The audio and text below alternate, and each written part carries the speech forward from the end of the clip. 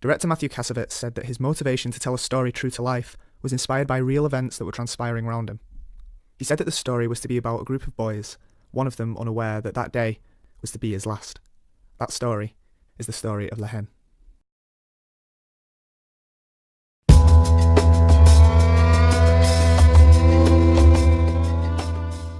A film with a very unique characteristic due to its eclectic variety of styles, Haine is a movie not so easily categorised into any genre.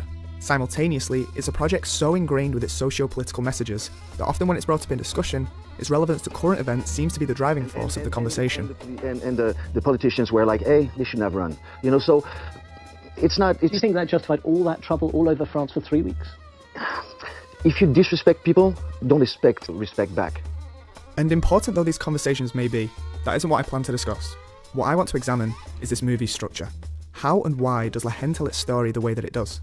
What impresses me more than anything about this movie is how within a 95-minute time frame, the film succeeds in formulating a constant rising tension amidst a plot constructed to show us nothing.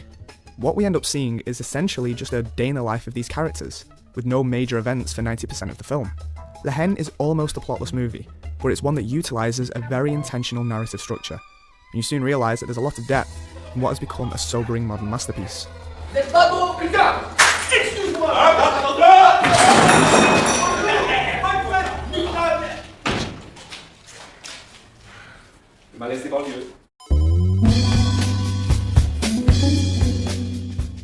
First of all, let's analyse the plot of Haine.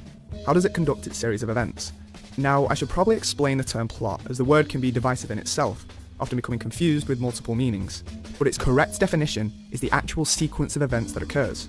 Think of story as a synopsis of the entire narrative, and plot as a walkthrough of the key points within the story. In short, plot is what happens. And regardless of medium, the most common method that our characters are pushed along through the plot is by some manner of cause and effect. You develop a connected chronology as the result of one incident directly influences the next. A simple example is Sam and Frodo are travelling alone because they were separated from their group, because orcs attacked, because their location was given away, and so on. The cause and effect system gives the film a sense of flow and progression. However, in Haine, cause and effects are so loosely tethered to one another that I wouldn't say that each event is directly influencing the next. This is because Haine adapts to a different kind of narrative structure. In fact, it's eloquently summed up in the film's opening lines and repeated throughout the movie. Mais l'important, c'est pas la chute. C'est l'atterrissage. This is the metaphor for the plot of Haine.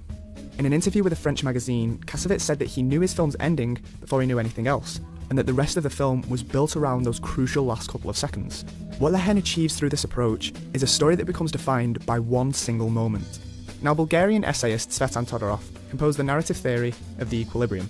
It's composed of various stages and doesn't necessarily lend itself to every film, but for the most part it's a very adequate and reliable blueprint. It states that narratives begin in a state of equilibrium. Everything in the world is as it should be, a state of unity. An event will then occur that disrupts this unity, destroying the equilibrium. The goal then, from that moment to the narrative resolution, is to establish a new equilibrium. Again, using Lord of the Rings, the opening at the Shire shows our equilibrium, as everything is as it should be. However, upon Bilbo giving the ring to Frodo, this disrupts the order of things, and so the journey from that point is to destroy the ring, and the world concludes in a new state of unity. However, when applying Todorov's theory to Haine, it merely accentuates the unconventional structure of the movie, because the ending of the film isn't about creating a newfound unity. We aren't working towards a conclusion, we're working towards shattering the equilibrium. Vince is killed by sheer chance, and that one brief moment renders everything before it completely meaningless. We don't end with a resolution, we end with another disruption of order. Any unity becomes eradicated once more, and if we were falling up to this point, then this is the landing.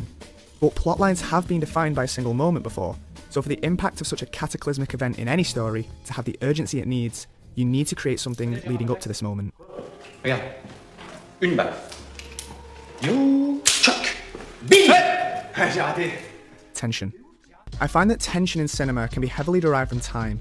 The most obvious way to gain tension from time is to show that there is a consequence to not achieving your goal before a specific moment. And running out of time doesn't require a literal ticking clock. It can mean the antagonist showing up, or finding the character in a life-threatening situation. Think of it like this.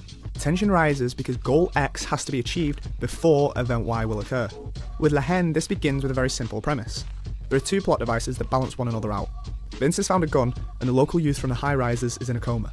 Here, the tension is established by how much time can pass before one of these events offsets the other. Will the youth last the night, or will Vince's violent tendencies seep into reality? This is a more simplistic way of looking at the situation, but the real filmmaking finesse emerges through the film's management of the passage of time. La Haine feeds us a premise that becomes etched in the back of our minds and lingers like a dark cloud over the following events. So with that information, we need to understand that we are falling closer to the conclusion of this, as tension will be built through emphasising that time is passing us by. Sergio Leone was known for this technique and achieved it through his incredibly long shots. He built anticipation by drawing attention to his film's temporal element. So how does La Haine do this? It shows us. It may seem like a gimmick to some, however, the way in which these timestamps are implemented heavily influence our perception of the events. A large portion of the film's attention is on inconsequential moments, only for them to be interrupted by showing us how much time has passed. These timestamps are just an alternative method to act as that reminder that time is passing by. They therefore highlight the lack of meaning in scenes, as instead of our characters working towards preventing a worst-case scenario, all they did was waste precious time. The timestamps not only strengthen time's conceptual aspect, as well as instill a sense of constant progression, but they have a transformative effect to give scenes that seemed insignificant a new sense of urgency. C'était cool. Bon voilà, c'est fini quoi. Without that brief reminder, the scene loses that urgency. Tension is created through showing a consequence to not completing a goal, and that by stressing the passage of time, we show that we're moving closer to that possibility. La Haine also builds tension through foreshadowing, with a large reliance on smash cuts, contrasting edits of incredibly high volume with incredibly low volume. And the timestamps are even emphasised by the ticking clock we hear, a genius piece of sound design insinuating that the situation is a bomb ready to explode at any moment. All these elements serve to show us that something is about to happen.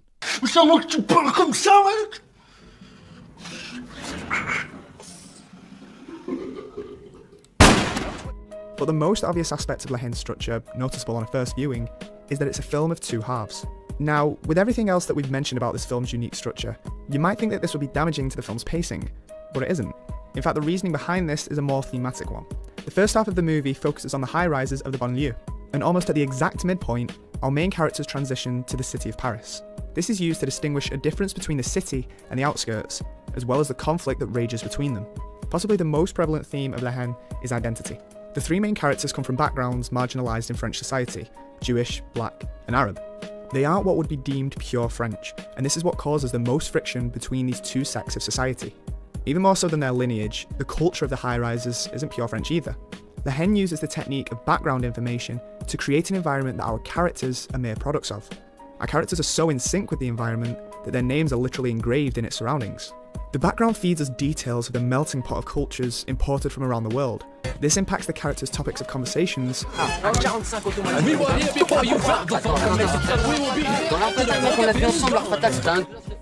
to the language they use. From its use of hip-hop to the clothing that's worn, the banlieue is an example of the new French identity, a fusion of cultures. Even the filmmaking mirrors this. Mathieu takes a lot from American movies. He said, that's what I grew up with. And my references are not like Tarkovsky or Renoir or whatever. My references are Steven Spielberg, and they're Spike Lee, and they're Martin Scorsese. That's what I grew up in. Those were the movies that moved me, and those were the movies that made me want to be a filmmaker because they felt true to my experience. He does, those wonderful Spike Lee tracking shots where you move in on the character very, very fast until you finally get to a close-up. Exemplified by the final scene in the banlieue, of an uninterrupted tracking shot, instilling a sense of unification and solidarity, emphasised by cut killers Nith la police echoing through the streets.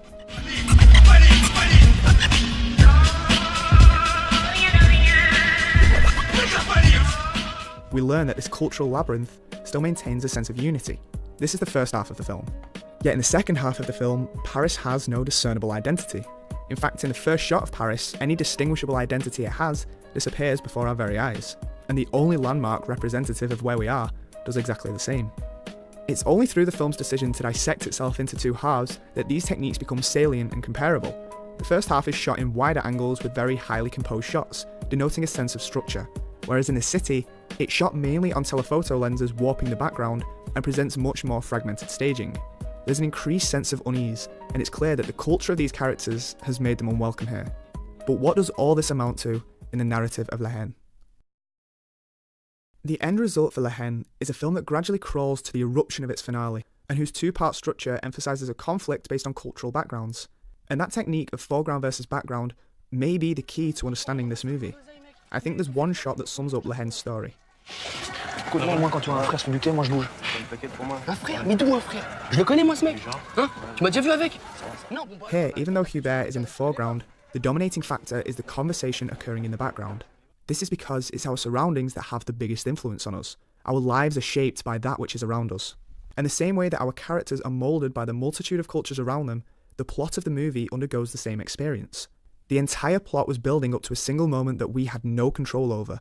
It was decided by an external force, and the film's structure was showing us this from the very beginning, through a very cohesive jigsaw. Are we the ones in control of our own lives? Lahaine suggests that our journeys become meaningless, because if we don't act to prevent our situation, time will run out and it will be decided for us.